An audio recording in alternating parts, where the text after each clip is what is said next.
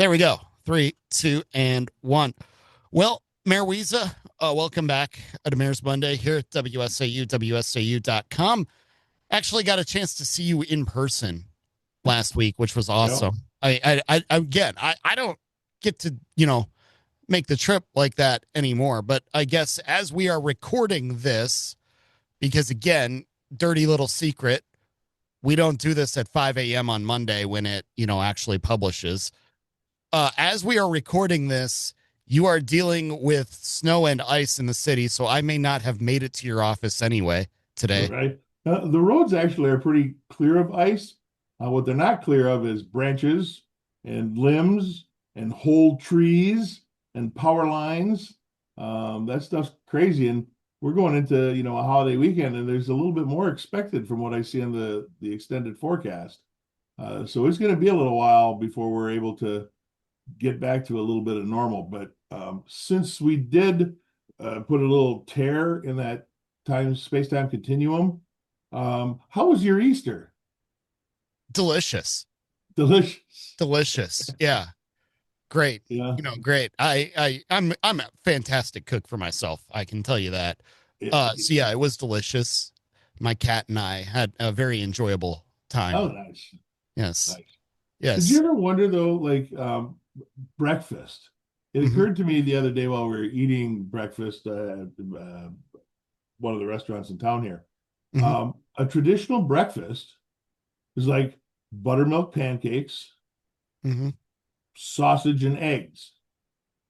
You've got three of the main animals that exist for our consumption, right? Hmm. Beef producing milk, hogs producing the pork sausage or bacon, Hmm. and whole chickens, right? Eggs are whole chickens, right? Right. Not yet, So but why is it that we eat more animals during breakfast? Nobody talks about vegetables for breakfast. They're always, eat your vegetables, but they never talk about that at breakfast. You never see a side of broccoli on your breakfast plate. no, you don't. That Kind of is, weird, isn't it? yeah, that is kind of weird. Yeah. I did Well, not know that. I didn't have never thought of that before. I don't Now know I'm why gonna I have a thought of side of it. That's how broccoli my for brain works breakfast. sometimes. Yeah. Now I'm But gonna we have a did. side of broccoli for breakfast just because. We could have a broccoli omelet, I suppose. Yeah, You broccoli still in gotta the have omelet. eggs. Yeah, indeed. So again, I understand with everything that went on in the city last week, you're going to be helping residents out, especially those that had maybe some downed trees or limbs or branches Yeah. Yeah, in there their was a yard a little lot. more than they're used to. There was a lot. So we're extending our drop-off hours. We have a yard waste drop-off at our streets garage, which is at the end of 6th Avenue. It's the address, if you're going to GPS it, is 100 6th Avenue for the garage, but it's right before that. We're going to ask people, to cut your branches up and bring them to the drop-off. We're going to extend the hours. So today and tomorrow, for sure, Monday and Tuesday, we're going to be open from 9 a.m. to 7 p.m. And we're going to look at maybe extending that a little bit into Wednesday or Thursday if we have to. But we want people to drop off the branches and brush that was created during that ice storm. If you are not able to, and this is a big deal because our staff is out there trying to fix potholes or pick up garbage or clean up branches. We don't have extra people to go around and pick these up. So if you're able to drop the stuff off, we want you to do that. But if you are unable to, we will dedicate some staff to a yard waste pickup specifically for that storm. We ask that the branches be cut up into sections no longer than 3 feet or so, and that we don't have huge logs, right? Try and keep the diameters to reasonable amount. If it's bigger than what you think you can handle or our streets guys can handle, we may need to cut it up or do something else with it before we collect it. And then we'll have people go around in a trailer and pick that brush up from the curb. We haven't set the date on that yet, so keep an eye on stevenspoint.com. But we will do that because there was a lot of property damage. Fortunately, well, at least going into this, we're at 1:30 on a Thursday afternoon here. We haven't had any reports of physical, people getting hurt, Hmm. injuries, that sort of thing. It's all been property so far. So Yeah, that's a good thing. and that's exactly what you can manage as far as that impact goes Right. in the city. And then remind everybody again when you get those branches, those limbs, and things like that. If I remember right, you do everything you can to kind of uh, recycle them back into the Mhm. system, if you will, at least in terms of like compost, right? Yeah. So I'm going to go out on a limb here, pun intended, and let people know that. So we chip that up. We have a chipper, Hmm. and we create our own wood chips, which is a way of reusing the brush. So we don't just scrap it or throw it in a landfill or anything like that. We chip it up, and those wood chips are available for any resident that wants them. You can come pick them up by the bucket load, or if you make some pre-arrangements, we could probably take a scoop from a front end loader and dump it on a trailer for you. They're great around landscaping, but they're not clean. They're not the clean, fancy stuff you're going to get at a retailer. Hmm. They're organic wood chips, so you don't know that it's hardwood. There may be weed seeds in there. Unfortunately, there's also sometimes where you have candy wrappers or whatever that go through the chipper unnoticed. So it's not clean mulch, but it's free mulch. Hmm. And it is not the mulch that you got from Fargo. No, no, no, no. No, What are we doing no, talking about Fargo? I don't Geez, know. already, don't you know? I don't know. It, yep, just a great movie. Just a great Yeah, movie. I guess. I it's been mean, a while. We were talking about that the other night. yeah. Escanaba in the Moonlight. Have you seen Oh that yeah. one?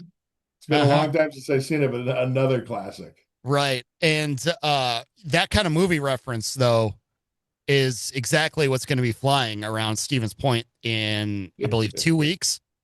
Yeah.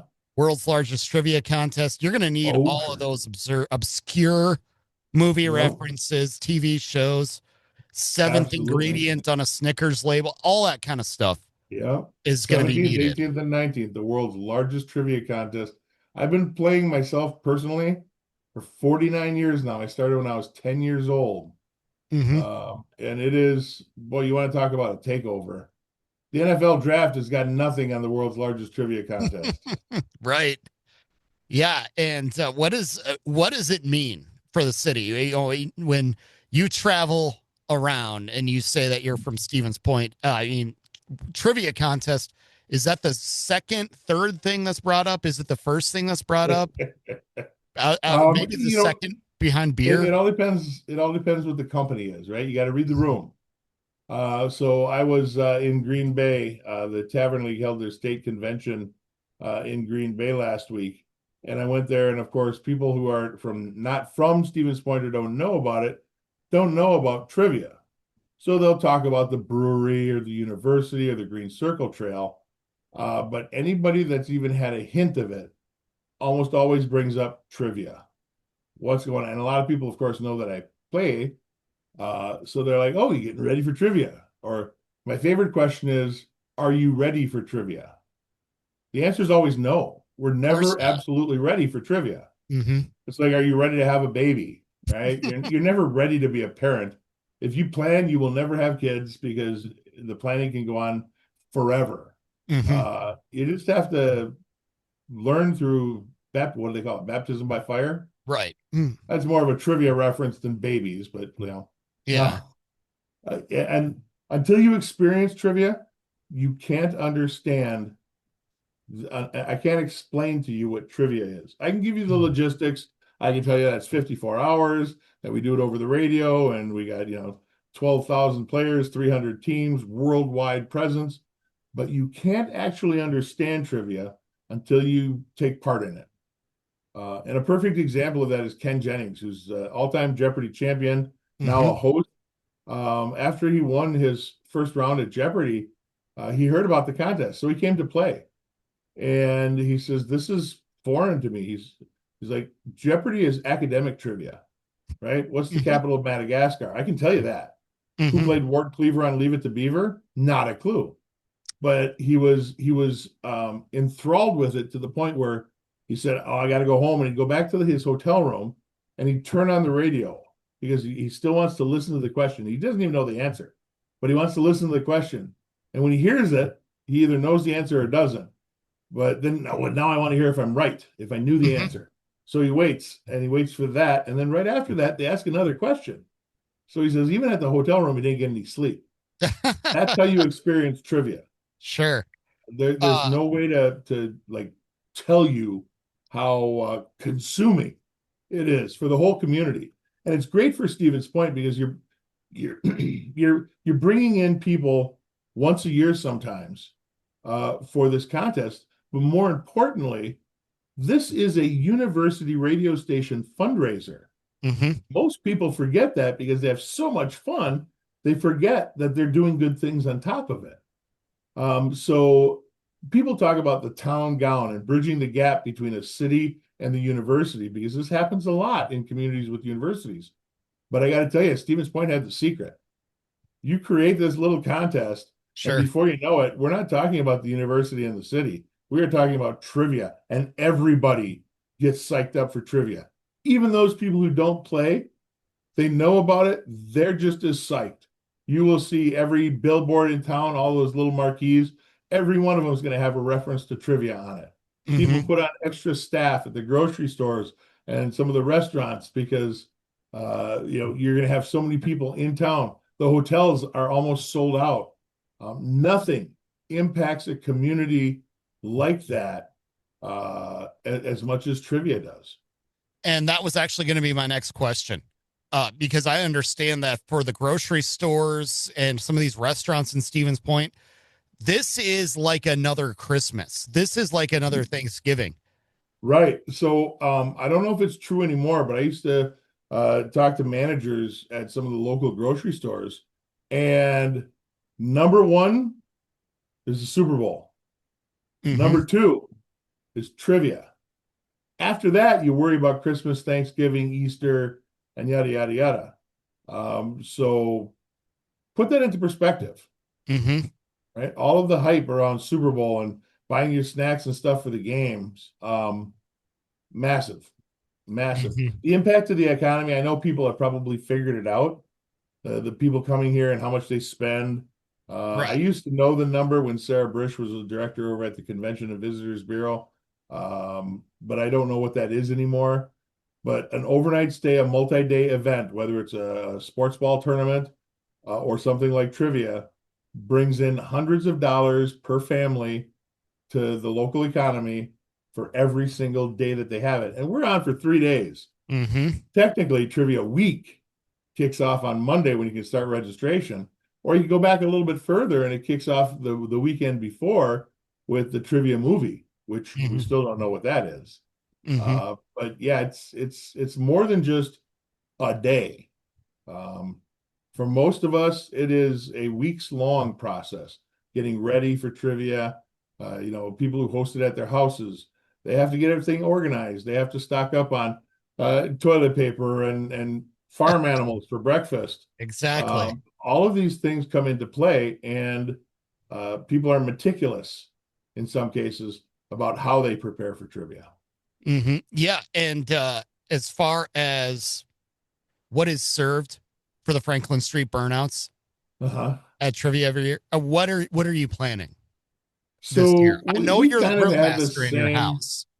we have the same staples, but it's changed over the years. So, my uncle and aunt, Larry and Kathy, they were responsible for really getting me involved and financing trivia for decades while I'm a struggling teenager, then a struggling college student, then a struggling young family man.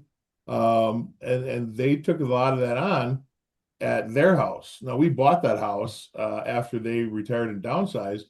Well, my uncle Larry passed away now. Him Mhm. and Ralph Leapak used to be responsible for breakfast. They would make French toast and eggs and sausage and all the farm animals for breakfast. Um, it's changed a little bit. We still eat breakfast, but it's not the same. Mhm. And my mom used to make this gigantic bowl of potato salad. I swear to God, it was like a 5 gallon bucket of potato Oh salad, no. but in this very special probably a 1960s Tupperware bowl that I've Mhm. not seen the likes of outside of her kitchen.